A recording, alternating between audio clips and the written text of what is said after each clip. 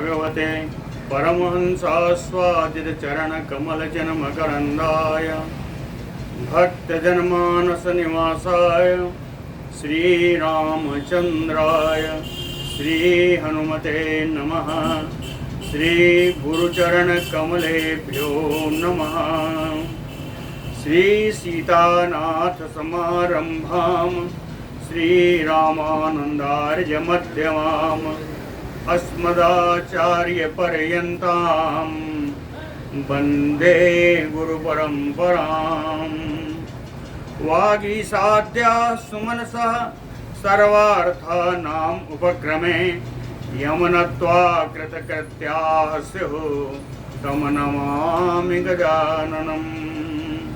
या कुन्देन्दुतुषारहारधवला या शुभ्रवस्त्रावृता या वीणावरदण्डमण्डितकरा या श्वेतपद्मासना या ब्रह्माच्युतशङ्करप्रभृतिभिः देवैः सदा वन्दिता सा मां पातु सरस्वती भगवती निःशेषजाड्यापहा।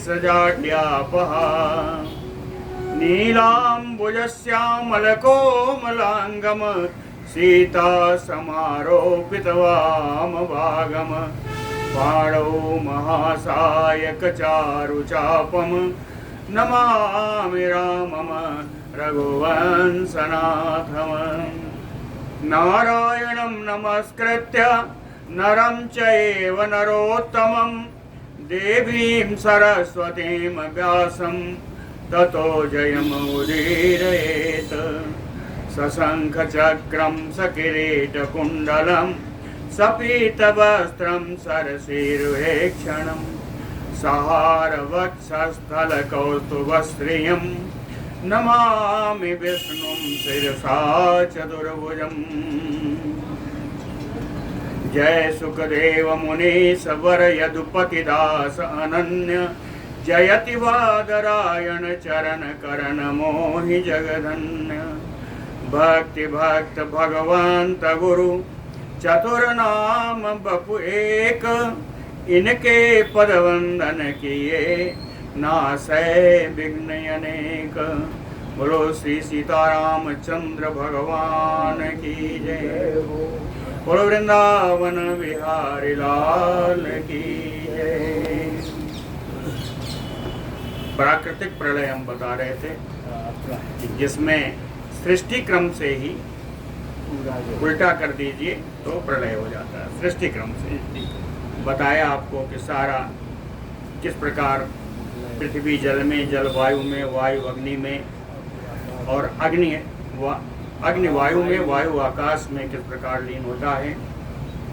येनेदं आवृतं सर्वं अंडम अप्सु प्रलीयते सप्तद्वीप समुद्रांतं सप्तलोकं सपर्वतम्।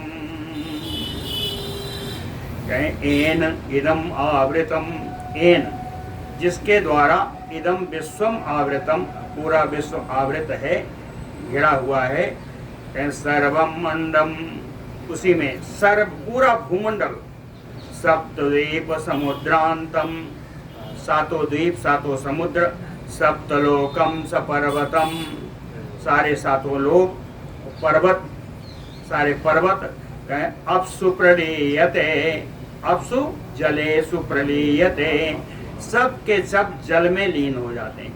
जल में लीन हो गए, पहले जल में ही लीन होते हैं। फिर कहे उदका वर्णम यत्तो ज्योतिषा पीयते तु तत्। जो जल का आवरण है इसको अग्नि पी जाती है। ज्योतिषा पीयते अग्नि इसको पी जाती है। और ज्योति ही वायोलयम और अग्नि वायु में लय हो जाती है। याति आकाशे समीरणः, समीरणः वायु आकाश में लीन हो जाता है। आकाश कहाँ जाता है कल बताया है। आकाशम चैव भूतादि ग्रसते। पंचभूतादि आकाश का ग्रहण कसन कर लेते हैं, ग्रास बना लेते हैं। अब कहते हैं भूतादि के कहाँ जाते हैं, तो भूतादिकम तम महान, ये महत्व में जाते हैं अहंकार आदि में। तो महानतम एवि सहितम प्रकृति ही ग्रसते द्विज। पराशर जी कहते हैं ब्राह्मण जी, मैत्रेय जी, ये भी महान सहितम महानतम, इन सभी को लीन हुआ लेकर के जो अंतिम में महत्त्व बसता है, कहता प्रकृति ही ग्रसते, उसका प्रकृति ग्रास बना लेती है। शुरू में दो ही है ना, प्रकृति और पुरुष, दो ही है। हाँ, तो उनका सब का ग्रास प्रकृति बना लेती है। इस प्रकृति को क्या कहते हैं, इसका एक और परिभाषा है। बीच में गुण भी है ना, गुण कहाँ गए, तो गुण की एक अलग सत्ता है। हाँ, 3 गुण जो हैं, कहते हैं गुण साम्यम अनुद्रिक्तम न्यूनम च महामुने प्रोच्यते प्रकृति, है ना। अनुद्रिक्तम न्यूनम, जो कभी न बढ़ता है न घटता है। ऐसे त्रिगुण की जो साम्यावस्था है, उस साम्यावस्था को ही प्रोच्यते प्रकृति ही, उसी को प्रकृति कहते हैं। तीनों गुणों की जो साम्यावस्था है, वहाँ जहाँ बराबर हो जाए वही प्रकृति है। कहते हैं प्रधानम, इसी प्रकृति को प्रधान भी कहते हैं। ये क्या है, हेतु कारणम परम, इस जगत का परम कारण है यह प्रकृति। इति ऐसा प्रकृति सर्वा व्यक्ता व्यक्त स्वरूपिणी, कहते हैं सब कुछ जो मैंने आपको प्रकृति को बताया, ये प्रकृति 2 प्रकार की है, व्यक्त और अव्यक्त स्वरूप वाली यह प्रकृति है ना। क्या इसमें अभी तक व्यक्त अव्यक्त दोनों बचे हुए हैं प्रकृति। कहते हैं अब जो व्यक्त प्रकृति है वो अव्यक्त में लीन हो जाती है। व्यक्त की प्रकृति कहे व्यक्त स्वरूपम अव्यक्ते तस्मात् मैत्रेय लीयते, कहते हैं मैत्रेय जी अब प्रकृति के 2 रूप नहीं रह जाएंगे, व्यक्त रूप प्रकृति ही जगत है और अव्यक्त रूप प्रकृति ही परमात्मा है। तो कहते हैं ये जगत, ये व्यक्त स्वरूप जो है अव्यक्त में लीन हो जाता है। कहीं इनके अतिरिक्त एक और है, प्रकृति हो गया ना, एक और है, एक और क्या है, कहीं वही पुरुष है। पुरुष भी तो है ना, प्रकृति और पुरुष 2 हैं। क्या पुरुष कौन है, कहें एक शुद्धो अक्षरो नित्यः सर्वव्यापी तथा पुमान, जो परम श्रेष्ठ है, जो शुद्ध है, जो अविनाशी है, जो नित्य है, जो सर्वव्यापी है, वही पुरुष है, वही पुरुष है। ये पुरुष कौन है, इतने सारे गुणों को रखने वाला पुरुष कौन, सर्वभूतस्य परमात्मनः अपि अंशः, ये पुरुष सर्वभूत में परमात्मा का ही अंश है। दोनों आ गए, अब अंत में 2 ही बचे, प्रकृति और पुरुष। प्रकृति भी केवल अव्यक्त प्रकृति है, अव्यक्त प्रकृति और पुरुष 2 ही बचे। न सन्ति यत्र सर्वे से नाम जात्यादि कल्पना, सत्ता मात्रात्मके गे ज्ञानात्मनि आत्मनः परे, सत्ता मात्रात्मकः, सत्ता मात्र वाली आत्मनः, आत्मा है ना, सत्ता मात्र वाली आत्मा यानी परमात्मा। ज्ञानात्मनि यत्र सर्वे से, ज्ञानात्मा में, उन सर्वेश्वर में, कौन सी ज्ञानात्मा रूप सर्वेश्वर कौन है, न नाम जाति आदि कल्पना, जिनके नाम और जाति की कल्पना से जो रहित है, ऐसे भगवान है ना, ऐसे भगवान वो कौन है, तत् ब्रह्म परमम, यही परब्रह्म है। कौन है, कहे परमम धाम, जो परमाश्रय, धाम यानी आश्रय, कहते हैं जो परमाश्रय हैं। परमात्मा च ईश्वरः, वही परमात्मा है, वही ईश्वर है। कहते हैं सा विष्णु सर्वमेव इदं, ये सब कुछ जो मैंने बताया ये भगवान विष्णु ही हैं। सर्वमेव इदम, इदम विश्वम सर्वमेव, जिनमें पूरा विश्व समाया हुआ है। यतो ना आवर्तते यति, जिस विष्णु के धाम में पहुंच करके सन्यासी लोग पुनः वापस नहीं आते। यति ही ना आवर्तते पुनः, सन्यासी ना निवर्तते पुनः, कहते हैं जहाँ से सन्यासी लोग पुनः वापस नहीं आते हैं, वो विष्णु धाम है। प्रकृति ही या मया ख्याता, कहते हैं मैंने दो चीज बताई हैं। क्या? प्रकृति ही या मया ख्याता व्यक्ता व्यक्त स्वरूपिणी पुरुषश्च, व्यक्त अव्यक्त स्वरूप वाली प्रकृति मैंने आपको बताया है, पहले बताया था। पुरुषश्च अपि उभौ एते, और यह पुरुष की व्याख्या जो मैंने की, उभौ एते, यह प्रकृति और पुरुष दोनों ही लीयते परमात्मनि, प्रकृति पुरुष दोनों ही परमात्मा में लीन हो जाते हैं। कौन से परमात्मा? कहे परमात्मा च सर्वेषाम आधारः परमेश्वरः, है ना। कहते हैं जो सभी का आधार स्वरूप हैं, जो परमेश्वर हैं, जो लक्ष्मीपति भगवान विष्णु परमात्मा हैं। कहते हैं इनका विष्णु नाम कहाँ से आया? कहे वेदेषु वेदांतेषु विष्णु नामा च गीयते, वेदों में वेदांतों में कहते हैं इन परमात्मा को, इन परमाश्रय राम भगवान विष्णु को विष्णु नाम से ही गाया जाता है। वेद और वेदांत में इनको विष्णु नाम से ही गाया जाता है। कहते हैं ये तो मैंने आपको बता दिया, यह प्राकृतिक प्रलय है ना। कहें यहाँ पे कर्म भी है, कर्म वैदिक कर्म, कहे प्रवृत्तम चा निवृत्तम चा द्विविधम कर्मम दैविकम। दैविक कर्म दो प्रकार का, एक प्रवृत्त मार्गी, दूसरा निवृत्त मार्गी। प्रवृत्त कर्म है, निवृत्त कर्म है।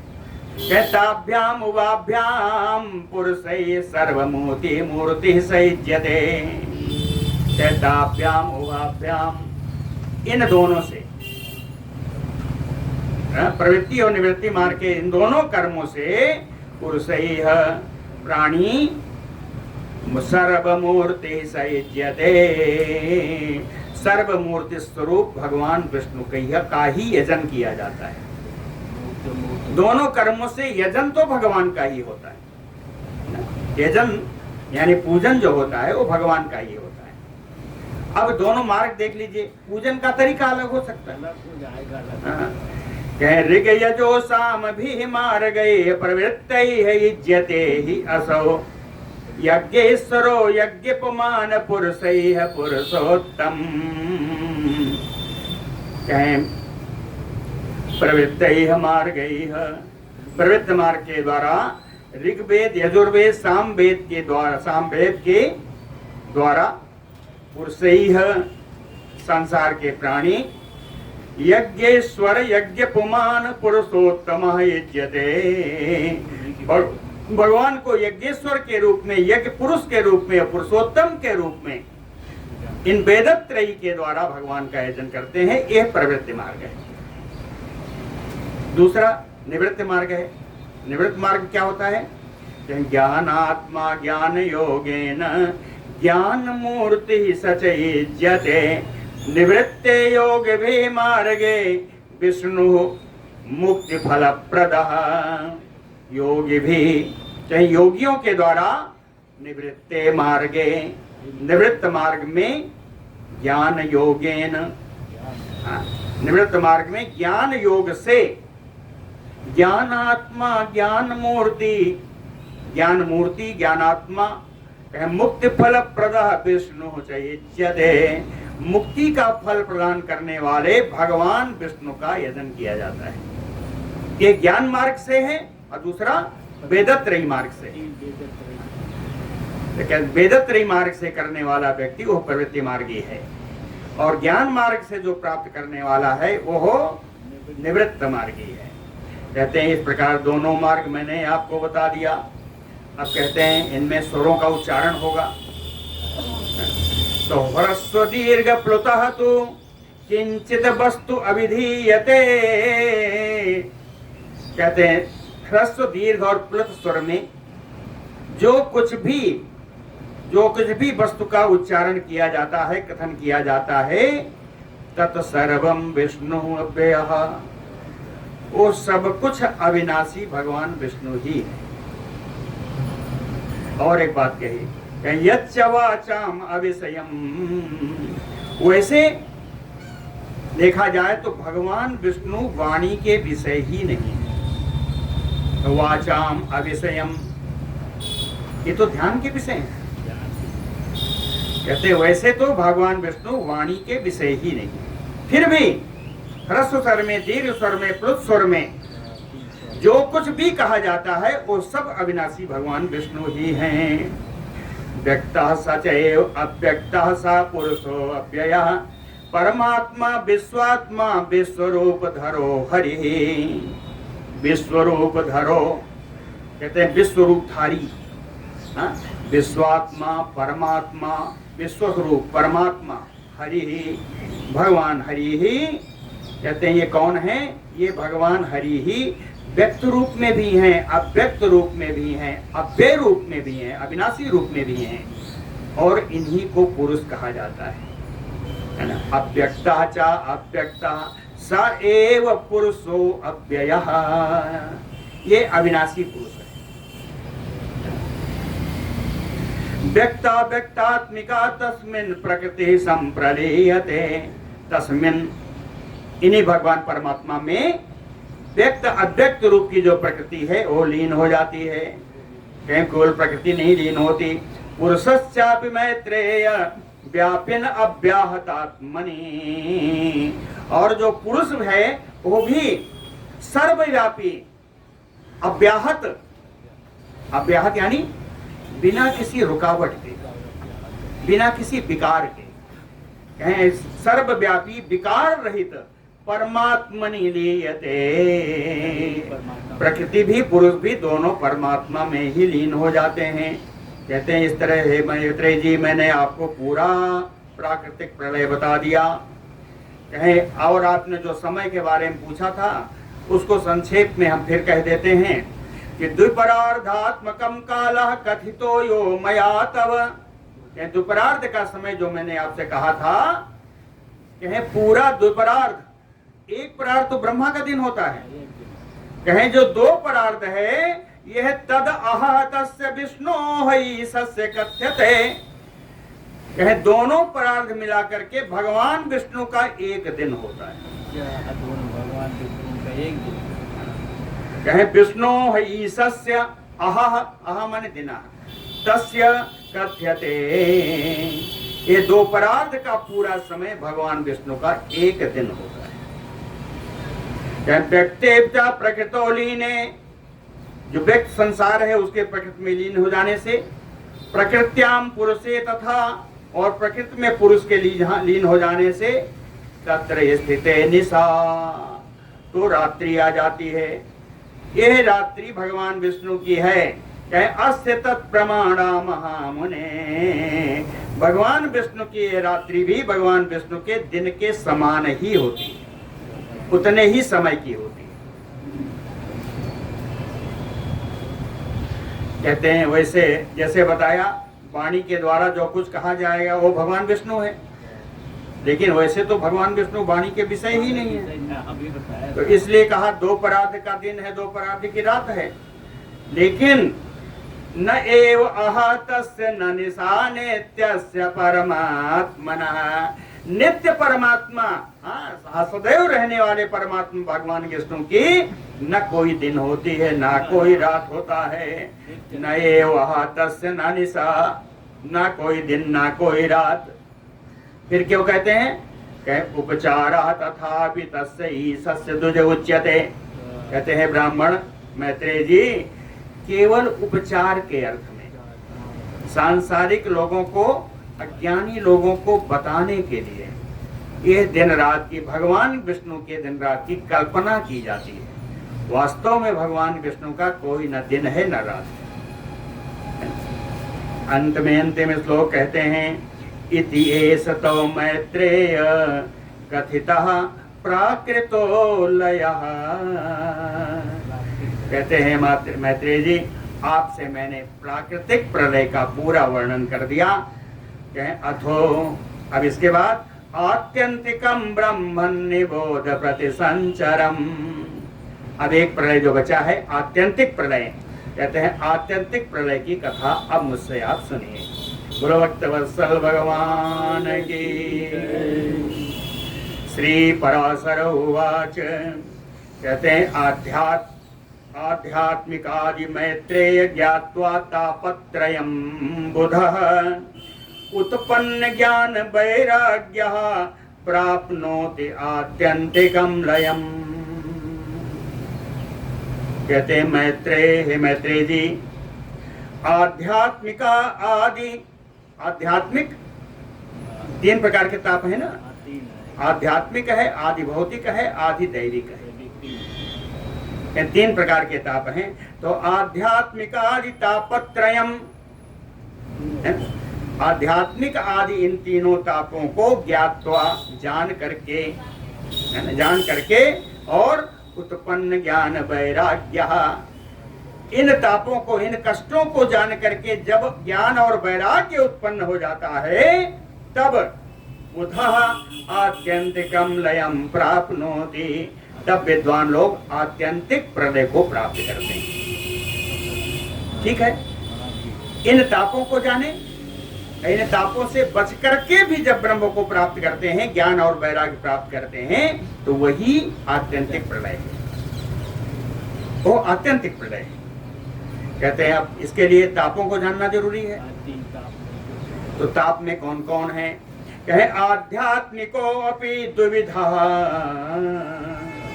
कहे आध्यात्मिक ताप भी 2 प्रकार का है। कौन कौन? कहे शारीरो मानसः तथा। एक शारीरिक ताप है, दूसरा मानसिक ताप है। 2 प्रकार का। शारीरो बहुविधो भिद्यते। शारीरिक ताप के भी अनेकानेक भेद हैं। श्रूयताम च सः, उनको मैं बताता हूं, आप सुनिए। शारीरिक ताप क्या है? कहते हैं शिरो रोगः प्रतिस्याय ज्वरशूल भगंधरैः गुल्म अरसा स्वयथु श्वास छर्द्यादिभिः अनेकधा तथा अक्षिरोगातिसारः कुष्ठांगमय संगितैः भिद्यते देहजातापो मानसो श्रोतुम अर्हसि। कहते हैं सिर का रोग है, प्रतिस्याय पीनस रोग है, ज्वर है, सूल है, भगंदर है, गुल्म है। गुल्म यानी कहीं कहीं गांठें जो पड़ जाती हैं। अर्श, अर्श किसको कहते हैं? अर्शकल्प सुना है? बहुत जगह लिखा है अर्शकल्प बवासीर की दवा है ना, बड़ा प्रचार आता है। अर्श का मतलब है बवासीर। कहें गुल्म अर्शः, गुल्म है, अर्श है यानी बवासीर है। स्वयथुः, स्वयथु माने सूजना, जो शरीर मोटा हो जाता है, सूजन जो आती है। वास छर्द्य है ना, श्वास दमा आदि की, आदि भी अनेकधा तथा अक्षिरोगा, आंखों का रोग, अतिसार, अतिसार रोग जानते ही हैं, कुष्ठ रोग, कहें अंगानाम संगिते। इन रोगों से जो शरीर का क्षय होता है, कहें देह जाता को भिद्यते। इस प्रकार ये शारीरिक ताप हैं जितना मैंने बताया। इसके अतिरिक्त और भी हैं। कहें ये शारीरिक ताप हैं। कहें मानसम श्रोतुम अर्हसि। अब मुझसे मानसिक ताप सुन लीजिए। मानसिक ताप क्या है? कहें काम क्रोध भय द्वेष लोभ मोह विषाद जहाँ शोक असूय अवमान ईर्षा मात्सर्य आदि मया तथा। ठीक है, बड़ा बढ़िया है। काम है, क्रोध है, भय द्वेष लोभ मोह विषाद दुखी होना, शोक, असूया, असूया जानते ही हैं, गुणों में अवगुण का अन्वेषण। असूया अवमान यानी अपमान, ईर्ष्या, मात्सर्य, कहें मात्सर्य आदि ये जितने रोग हैं, कहें द्विज श्रेष्ठ मानसोपि। ये ब्राह्मण श्रेष्ठ मैत्रेय जी यही मानसिक रोग हैं। कहें तापो भवति नैकधा, अनेकों प्रकार के ताप होते हैं, है ना। जितना मैंने बताया शारीरिक मानसिक जितना ताप बताया, कहें इति एवं आदि भी भेदैः तापो ही आध्यात्मिक स्मृतः। इस प्रकार जितने भी शारीरिक मानसिक ताप हैं, इनके जितने प्रकार हैं, इन सब तापों को आध्यात्मिक ताप ही कहा जाता है ना। तो आध्यात्मिक ताप बता दिया। अब कहते हैं आदि भौतिक ताप क्या है। आदि भौतिक क्या है? मृग पक्षी मनुष्याद्यय पिशाच उरग राक्षसैः सरीसृपाद्यैः नृणाम जायते च आदि भौतिकः। कहते हैं पशुओं से, पक्षियों से, मनुष्यों से, पिशाचों से, नाग से, राक्षसों से, सर्प आदि से, है ना, सर्प आदि से जो ताप उत्पन्न होता है, इनके काटने से, इनके लड़ने से, इनके मारने से जो ताप उत्पन्न होता है, ये सारे ताप आदि भौतिक हैं। ये आदि भौतिक ताप हैं। तीसरा एक और बचा आदि दैविक। तो आदि दैविक क्या है? शीतवात उष्ण वर्षा अम्बुवैतुदाति समुद्भव तापो दुर्जबरः श्रेष्ठ कथ्यते च आदि दैविक। है ना, अधिक ठंडी हो जाए, अधिक गर्मी पड़ जाए, है ना, बहुत गर्म मौसम हो जाए, वर्षा हो जाए, जल हो जाए, विद्युत बिजली गिर जाए, इन सब से जो उत्पन्न ताप होता है, हे ब्राह्मण श्रेष्ठ मैत्रेय जी, इसी को आधिदैविक ताप कहते हैं। समझ में आ गया? आधिदैविक, आदि भौतिक और आध्यात्मिक, ये तीनों प्रकार के ताप हो गए। कहते हैं इसके अलावा भी एक ताप है। इन तीनों तापों के अतिरिक्त भी कुछ ताप है। वो क्या है? गर्भ जन्म जरा अज्ञान मृत्यु नारकजम तथा दुखम सहस्रसो भेदैः भिद्यते मुनि सत्तम। कहते हैं श्रेष्ठ मुनि मैत्रेय जी, गर्भ जन्म, वृद्धावस्था, अज्ञान, मृत्यु, नारकजम यानी नारकीय दुख, नारकीय दुख, कहते दुखम सहस्रसो, इस प्रकार हजारों दुख हैं, हजारों दुख के भेद हैं, इनको हम बताते हैं। ये कैसे शुरू होता है? कि सुकुमार तनु गर्भे जंतु बहुमलावृते उल्बसम बेष्टितो भुग्न पृष्ठ ग्रीवा अस्ति संघति। गर्भे जंतु, कहीं गर्भ में जीव कैसे रहता है? बहुमलावृते, अत्यंत मलमूत्र में घिरा हुआ। कैसे? उल्बसम बेष्टितो, एक गर्भ की झिल्ली जो होती है उसे उल्ब कहते हैं, उस झिल्ली में बंधा हुआ। सुकुमार तनु, उसका शरीर कितना कोमल होता है, जगह छोटी है, इसलिए पृष्ठ ग्रीव अस्थि संघति ही भुग्नः, पीठ की ग्रीवा की सारी हड्डियां एक चक्राकार होकर कुंडली मार करके उसी झिल्ली के अंदर पड़ी रहती है। उसमें भोजन क्या मिलता है? कहते हैं अति अम्ल कटु तीक्ष्ण उष्ण लवणैः मातृभोजनैः अत्यंत तापैः अत्यर्थम वर्धमाना अतिवेदना। मातृभोजनैः अत्यंत तापैः, माता के द्वारा किया गया भोजन जो अत्यंत ताप देने वाला होता है। क्यों? बिना स्वाद का कोई खाता नहीं ना। कहते हैं अति अम्ल कटु तीक्ष्ण यानी खट्टा की तीखा कड़ुआ, है ना, उष्ण गरम, लवणैः नमकीन, मातृभोजनैः अतिवेदनः वर्धमानः, इस भेदन से उस जीव की, गर्भस्थ जीव की वेदना बहुत बढ़ती रहती है। अतिवेदनः वर्धमानः कैसे है? कह प्रसारण अकुंचनादो ना अंगानाम प्रभु आत्मनः सकृत मूत्र महापंका पंकसाई सर्वत्र पीड़िता। बार बार मूत्र और मल के पंक में, पंक के मल और मूत्र के कीचड़ में पड़ा हुआ वो जीव सर्वत्र पीड़िता, चारों तरफ से पीड़ा प्राप्त करता हुआ, आत्मनः अंगानाम, कहते हैं अपने अंगों को भी प्रसारण कुंचनादो ना समर्था, ना प्रभु, प्रभु माने समर्था, क्या है अपने अंगों को फैलाने में सिकोड़ने में भी समर्थ नहीं है। प्रसारण संकुच है, अपने अंगों को फैलाने में और सिकोड़ने में भी ना प्रभु वो समर्थ नहीं है।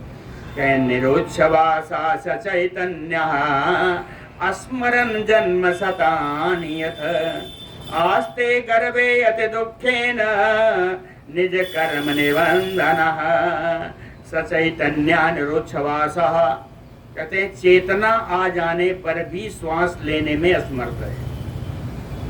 सचैतन्य, चेतना आ जाती है तीसरे चौथे महीने के बाद, चेतना आने के बाद भी वो श्वास नहीं ले पाता, एकदम सक्रिय जगह है। तो निरुच्छ्वासः, गर्भे अति दुखेन, उस गर्भ में जब दुख में पड़ा रहता है, उस दुख के द्वारा कहते हैं निज कर्म निबंधनः जन्म शतानि ससस्मार, अपने कर्मों के बंधन को, कर्मों के बंधन में बंधा हुआ पूर्व के सैकड़ों जन्म के कर्मों का वो याद करता है। जन्म शतानि कर्म स्मरण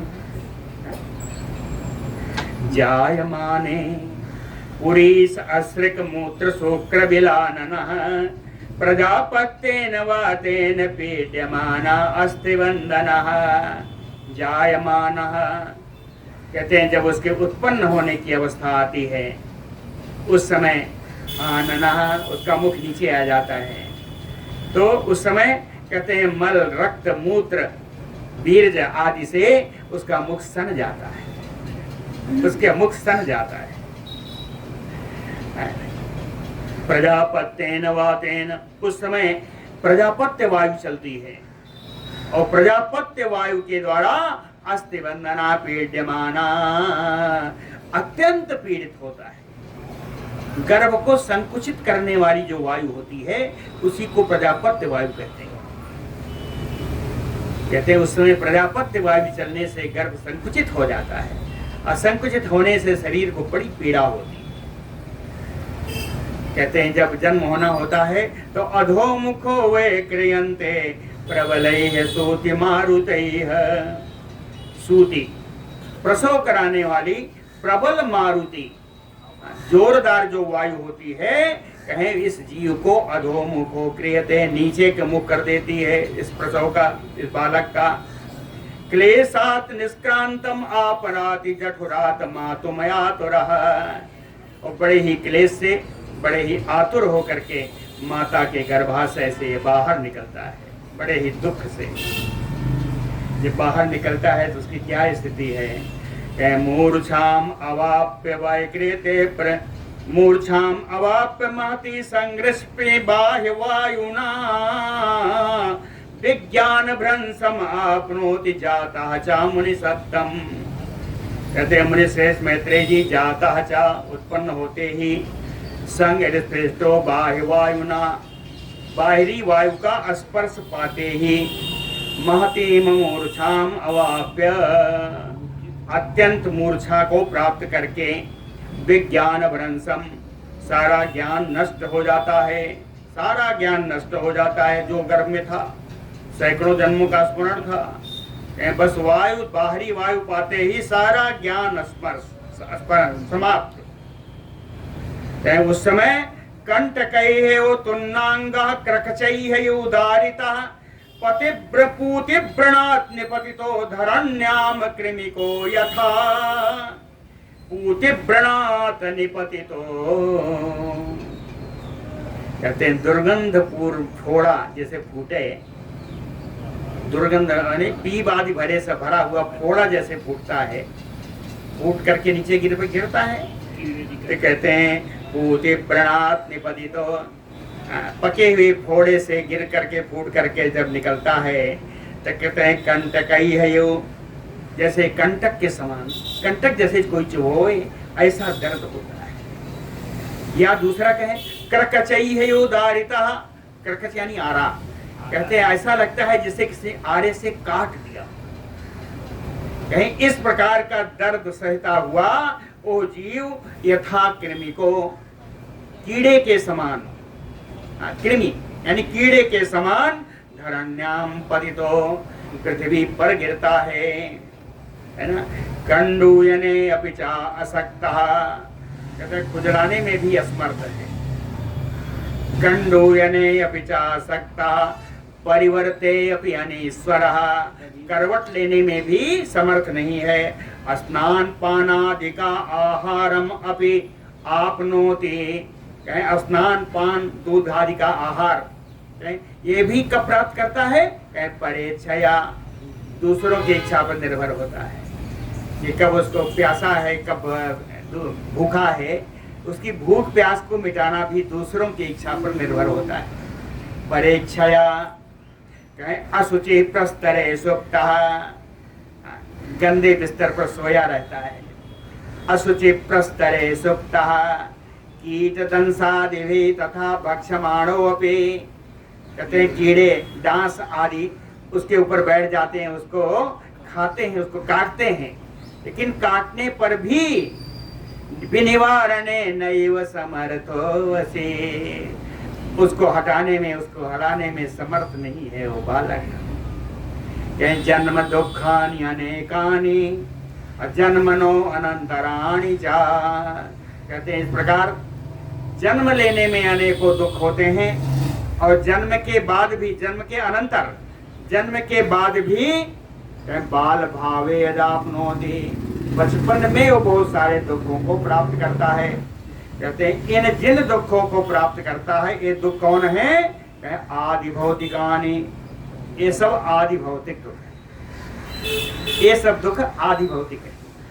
कहे अज्ञान तमसा आच्छन्नो, अज्ञान अंधकार, ज्ञान रूपी अंधकार से आच्छन्न ढका हुआ, मूढ़ अंतःकरणो, मूर्ख चित्त वाला नरह, वो प्राणी, वो मनुष्य जो अभी आया है, न जानाति कुतः, उसको यह पता नहीं कि कहाँ से आया है। को अहम, मैं कौन हूँ ये भी नहीं ज्ञात। क्वा अहम गता, मुझे कहाँ जाना है ये भी नहीं मालूम। किम आत्मनः, उसका स्वरूप क्या है वो भी उसे नहीं मालूम। केन बंधेन बद्धो अहम, कारणम किम अकारणम, किस कारण से इस बंधन में बंधा हुआ ये भी नहीं मालूम है। कहीं किम अकारणम, कहीं अकारण ही तो नहीं बंधा हूँ ये भी नहीं ज्ञात है।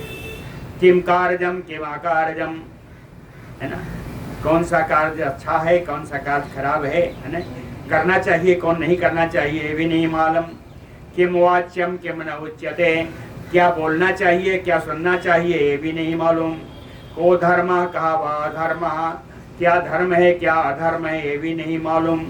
कस्मिन वर्ते अथवा कथम, किसके साथ कैसा व्यवहार करना चाहिए ये भी नहीं मालूम। किम कर्तव्यम किम अकर्तव्यम, क्या कर्तव्य है क्या अकर्तव्य है ना। किम वा गुण दोषवत, किसको करने से क्या दोष होगा और किसको करने से क्या गुण की प्राप्ति होगी ये भी नहीं मालूम। एवं इस प्रकार से पशु समयः मूढ़ैः अज्ञान प्रभवं महत अवाप्यते नरैः दुःखं शिष्णोदरपरायणैः। इस प्रकार से पशु समयः, पशुओं के समान, मूढ़ैः मूर्ख, है ना, शिष्णो उदर परायणैः, शिष्ण जननेन्द्रिय, उदर माने पेट, जननेन्द्रियों के और पेट के कारण नरैः बहुत सारे दुख, अज्ञान प्रभवम दुखम अवापते, अज्ञान से उत्पन्न बहुत बहुत दुख पाते हैं। अज्ञानम तामसो भावः, अज्ञान का तामस भाव होता है। अज्ञान तामसिक भाव है, तामसिक विकार है। अज्ञानम तामसो भावः, और फिर भी अज्ञान जानते हैं कि अज्ञान तामसिक भाव है, अज्ञान अभिकारी है, अभिकार युक्त है, फिर भी अज्ञानी नाम कार्यारंभ प्रवृत्तयः प्रवर्तन्ते। अज्ञानी लोग इन विषयी सांसारिक कार्यों का आरंभ कर देते हैं। जब शुरू में सांसारिक कार्य करने लगे तो कहते हैं प्रवर्ते कर्म लोपाः, वैदिक कर्मों का लोप हो जाता है। बचपन से वैदिक कर्मों का लोप हो जाता है। प्रवर्ते कर्म लोपाः, कहें कर्म का लोप होता है, इसका फल क्या है? नरकम कर्मणाम लोपात फलम आहु मनीषिणः। मनीषिणः बुद्धिमान लोग कहते हैं लोपा कर्मणाम लोपात, इन वैदिक कर्मों का लोप का फल नरक ही बताया है। कर्मणाम लोपात फलम नरकम आहु मनीषिणः, नरक ही बताया गया है बुद्धिमानों के द्वारा। तस्मात् अज्ञानिनम दुखम इहचामुत्र च उत्तमम, इसलिए अज्ञानी लोग इस लोक में भी परलोक में भी दुख ही प्राप्त करते हैं। तस्मात् अज्ञानिनम दुखम इहचामुत्र च उत्तमम, अतीव दुख प्राप्त करते हैं। जरा जर्जर देहस्चा, कहते हैं जब बालक हुआ, युवा हुआ, क्या क्या हुआ, अंतिम में क्या होगा? कहें जरा जर्जर देहस्चा, जरा से शरीर, वृद्धावस्था से शरीर जर्जर हो जाएगी। शिथिल अवयवः पुमान, पुरुषों के सारे अंग शिथिल पड़ जाते हैं। पिघलत शीर्ण दसनों, दांत जो हैं पुराने होके सब गिर जाते हैं। पिघलत शीर्ण दसनों बलि स्नायु शिरावृतः, जगह जगह झुर्रियां पड़ जाती हैं, नाड़ियां ऊपर से दिखने लगती हैं, है ना। बलि स्नायु अनावृतः दूर प्रणष्ट नयनों, नेत्रों की दूर देखने की शक्ति समाप्त हो जाती है। व्योम अंतर्गत तारकः, तारका यानी से आँख की पुतली, आँख की पुतली गड्ढे में धंस जाती है। व्योम माने गड्ढा, व्योम माने आकाश भी होता है। व्योम अंतर्गत तारकः, आँख की पुतलियां आँख के गड्ढे में धंस जाती हैं। नासा विवर निर्यात लोम पुंजः, नासिका छिद्र में इतने बाल, लोम माने रोए, रोए का समूह आ जाता है इतना कि कोई सांस लेना मुश्किल हो जाता है। चलत बपुः, सारा शरीर कांपने लगता है। प्रकटीभूत सर्व अस्थि, सारी हड्डियां हड्डियां दिखाई पड़ती हैं। अंत में क्या कहते हैं? हड्डियां रह गया बा, तो कहते हैं प्रकटीकृत सर्व अस्थि, सारी हड्डियां प्रकट हो जाती हैं, सब दिखाई पड़ती हैं। नत पृष्ठ अस्थि संघति, पीठ की जो हड्डी है वो झुक जाती है, नत माने झुक जाती है। उत्सन्न जठराग्नित्वात्, कहें जठराग्नि जो अमाशय में जो पचाने वाली शक्ति जठराग्नि है, कहे उत्सन्न वो मंद पड़ जाती है। भोजन को पचाने की शक्ति जो जठराग्नि है वो मंद पड़ जाती है। उत्सन्न जठराग्नित्वात्, कहें इसके कारण कहेंगे एक रोटी देना, अल्पाहारो, ठीक है ना। उत्सन्न जठराग्नित्वात् अल्पाहारो, आहार कम हो जाता है, थोड़ा हो जाता है। अल्प चेष्टितः, हाथ पैरों का फैलाना भी कम हो जाता है। कृच्छात संक्रमण उत्थान शयनासन चेष्टितः, उठने में, बैठने में, सोने में सब जगह बड़ा कष्ट होता है ना। कृच्छात बड़ा कष्ट होता है, कष्ट से ही उठना होता है, कष्ट से ही चलना होता है, कष्ट से सोना होता है, कष्ट से ही बैठना होता है। मंदी भव श्रोत्र नेत्र श्रवण, है ना। कहते हैं नेत्रों की और कानों की शक्ति मंद पड़ जाती है। मंदी भवत श्रोत्र नेत्र श्रवत लाल अविलाननः, कहते हैं मुख से लार गिरते लगती है, मुख से लार गिरती है इसलिए आननः आविला, इसलिए मुख भी मलिन पड़ जाता है। मुख से गिरती हुई लार रहती है तो वह मुख भी मलिन पड़ जाता है। अनायत्तय समस्तय कर्णैः मरणोन्मुखः, कहते हैं कर्णैः इंद्रिया, सारी इंद्रियां शिथिल पड़ जाती हैं, अपना अपना कार्य करना मंद हो जाता है। उस समय व्यक्ति मरणोन्मुख हो जाता है, मरणाश्रयी हो जाता है। तत्क्षणे अनुभूतानाम असमर्था अखिल वस्तुनाम, कहते हैं उस समय में जितना भी जो भी वस्तु का जीवन में अनुभव किया है वो सब भूल जाता है। कौन कौन सी वस्तु थी सब भूल जाता है, वो वस्तुएं उस समय काम नहीं आती। हाँ, सकृतोच्चारिते वाक्ये सुमहत भूत महाश्रम, सकृतोच्चारिते वाक्ये, एक बार वाक्य बोलने में किसी को बुलाना हो, कहीं एक बार बुलाने में भी, एक बार वाक्य निकालने में भी बड़ा परिश्रम होता है। महाश्रम, किसी को ज्यादा बुला भी नहीं सकते। श्वास काश समुद्भूत महायास प्रजागर, कहते हैं श्वास लेने में भी कठिनाई आ जाती है, काश खांसी आने लगती है, इसके कारण महाआयास बड़ी थकावट होती है। कहें इतनी थकावट होती है फिर भी प्रजागर, रात दिन जागते रहते हैं, नींदें नहीं आती है ना। ये स्थिति है मरणासन्न स्थिति, नींद नहीं आती। अन्नेन उत्थाप्यते अन्नेन च संवेशते जरी, वृद्धा व्यक्ति अब उसको कोई दूसरा उठावे तो उठाए, दूसरा सोवावे तो सोवे, है ना। अन्नेन उत्थाप्यते अन्नेन संवेश्यते, किसी के उठाने से उठ पाता है, किसी के बैठाने से बैठ पाता है। जब ये स्थिति आती है तो उस समय भृत्य आत्मपुत्र दाराणाम अवमान आस्पदीकृतः, इस समय उनके सेवकगण, उनके पुत्र, उनकी स्त्रियां, इन सब के लिए वो अपमान का स्थान बन जाता है। अवमान आस्पदीकृतः, कहते हैं कौन जाए अभी चलेंगे, अवमानास्पदीकृतः, ये अपमान का स्थान बन जाता है। प्रक्षीण अखिल शौचश्चा, जिंदगी भर जितने भी पवित्रता किए हो उस समय सारी पवित्रता नष्ट हो जाती है। प्रक्षीण अखिल शौचश्चा, कहीं ऐसी स्थिति में जब पड़े रहोगे तो विहार आहार सस्पृहा, भोग की और भोजन की बड़ी इच्छा होती है।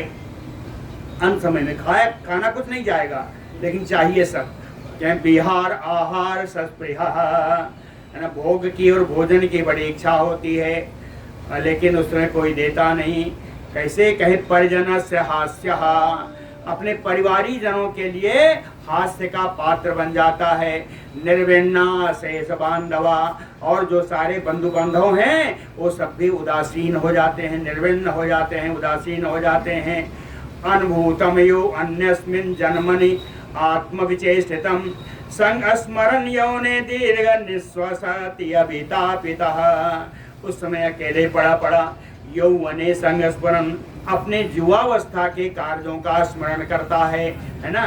जब और आसन्न आ जाता है तो अन्य जन्मनि आत्मविचेष्टितम, उसको अन्य जन्मों के भी अपने कार्य की, अपने चेष्टा का स्मरण करता हुआ दीर्घानि श्वसति, बड़ी लंबी लंबी सांस लेता है। अभितापिता, और कष्ट पाता है, लंबी लंबी सांस लेता है, कष्ट पाता है। एवं आदीन दुखानि जरायाम अनुभूय च मरणे यानि दुखानि प्राप्नोति शृणुतानि अपि, कहीं इस प्रकार के ये जितना मैंने आपको दुख बताया ये सब वृद्धावस्था के हैं।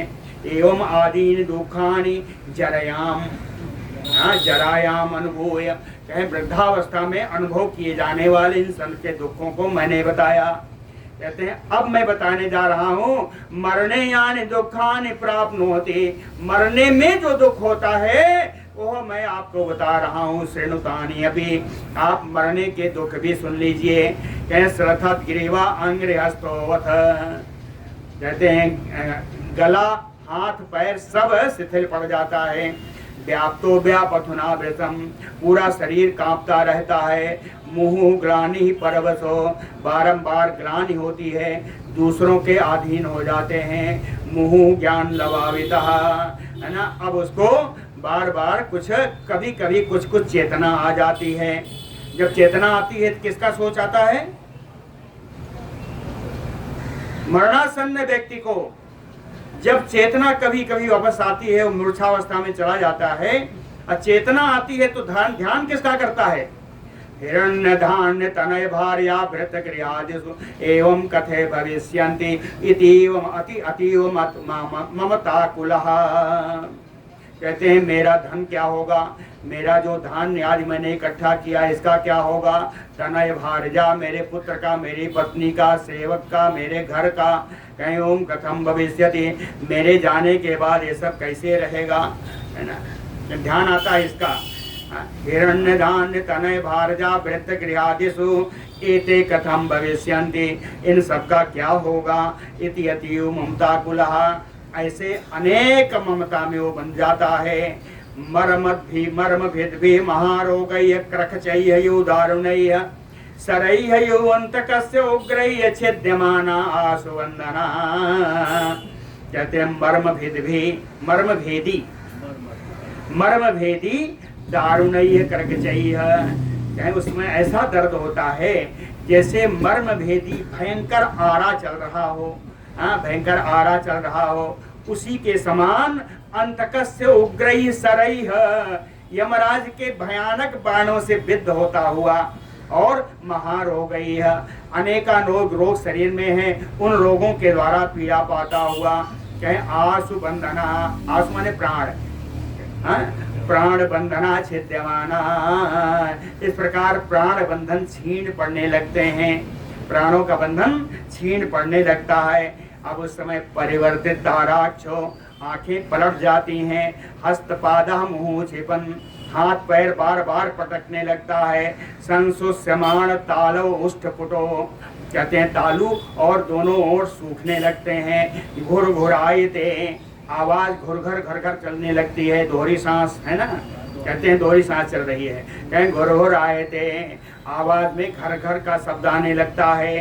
कहें निरुद्ध कंठो दोष आ गई है, अनेक दोष जो मैंने जीवन में किए हैं, उन दोषों के कारण कंठ अवरुद्ध हो जाता है, वाणी नहीं निकलते। उदान श्वास पीड़िता, लेने वाली सांस भी नहीं ले पाते, उससे भी कष्ट पाते रहते हैं। तापेन महता व्याप्त, अनेकानेक ताप अनेकानेक दुख उस समय व्याप्त हो जाता है। तृषा क्षुधाता आरता, भूख प्यास से उस समय बड़ा पीड़ा होती है।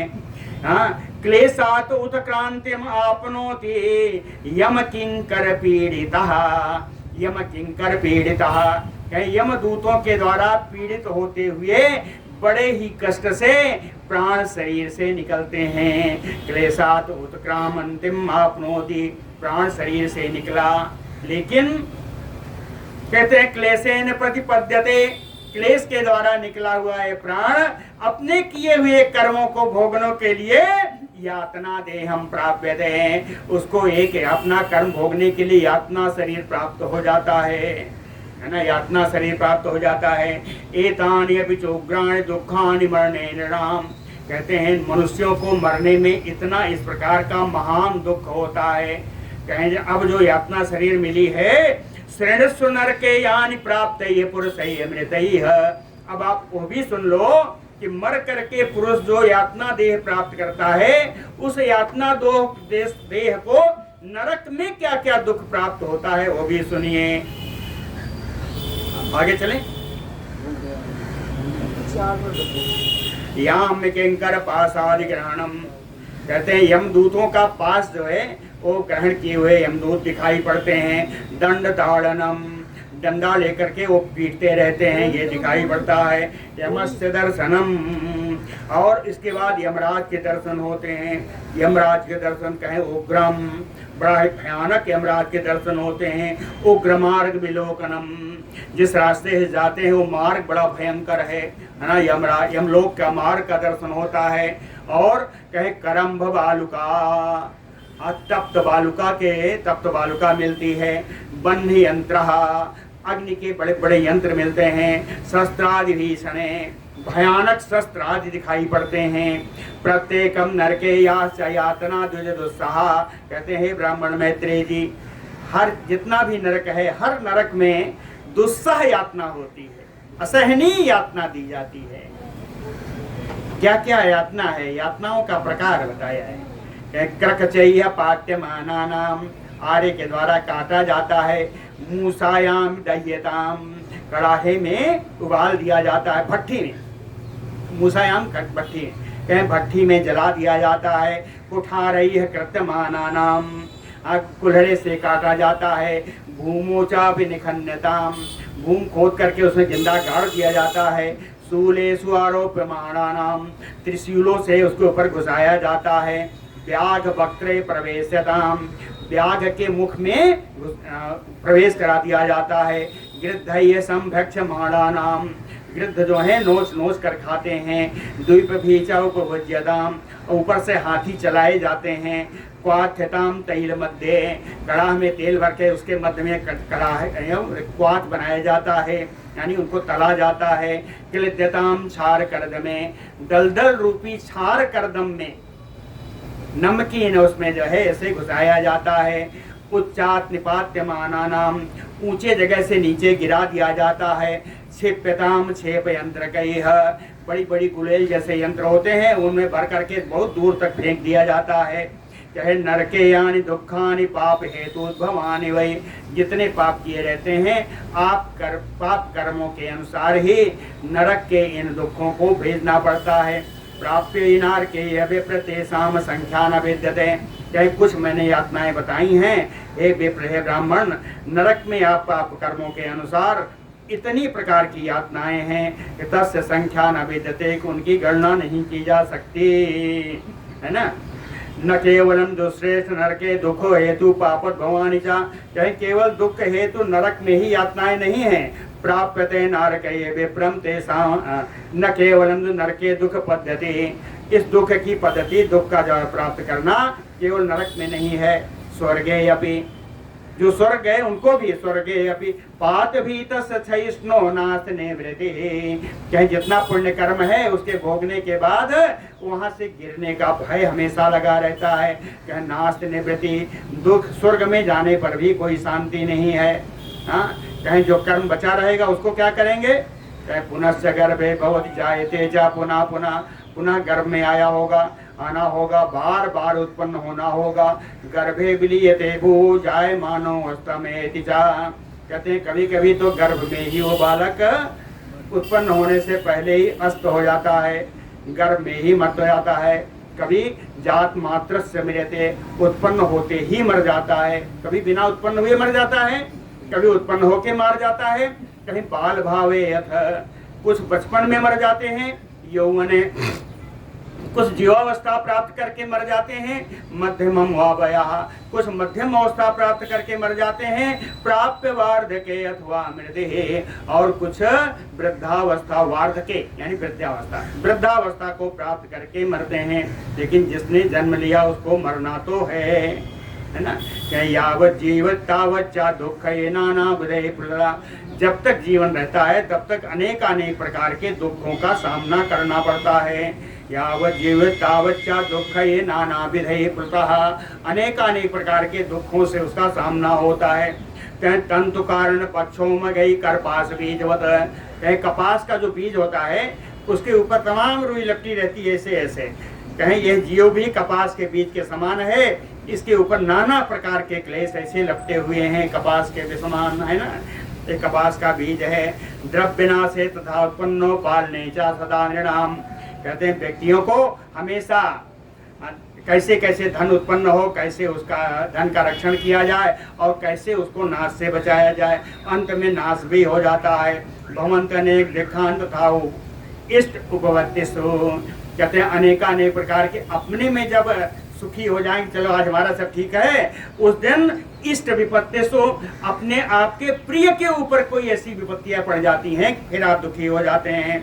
कहते हैं इस प्रकार इस संसार में, कहते हैं मैत्रेय जी, यत यत प्रीतिकरम पुंसाम वस्तु जायते तदेव दुख वृक्षस्य बीजत्वम उपगच्छति, कहते हैं जो जो पुरुष अपने, जो जो जीव अपने सुख के लिए करता है, कहे वो सब दुख रूपी वृक्ष ही बन जाता है, और दुख रूपी वृक्ष का बीज ही पनप जाता है। वो सारे सुख जितना मैंने किया है ना, कहते हैं इसमें सब कुछ शामिल है। कलत्र पुत्र मित्रार्थ गृह क्षेत्र धनादिकैः क्रियते न तथा भूरि सुखम पुंसा यथा असुखम, कहते हैं स्त्री पुत्र मित्र धन घर खेत धन आदि, कहे जितना भी क्रियते न तथा भूरि सुखम, कहते हैं इसको हम अत्यंत सुख के लिए सब प्राप्त करते हैं, इसका निर्माण करते हैं, इसको सबको अपने सुन से बड़ा स्नेह से रखते हैं। लेकिन आप कभी भी इसको ध्यान से देखिए, पुंसा यथा सुखम, ये सुख के से ज्यादा ये दुख के ही कारण होते हैं। यथा असुखम, आगे की बात कल बताएंगे, है ना, ये बहुत सारा है अभी। बोलो भक्त वत्सल भगवान।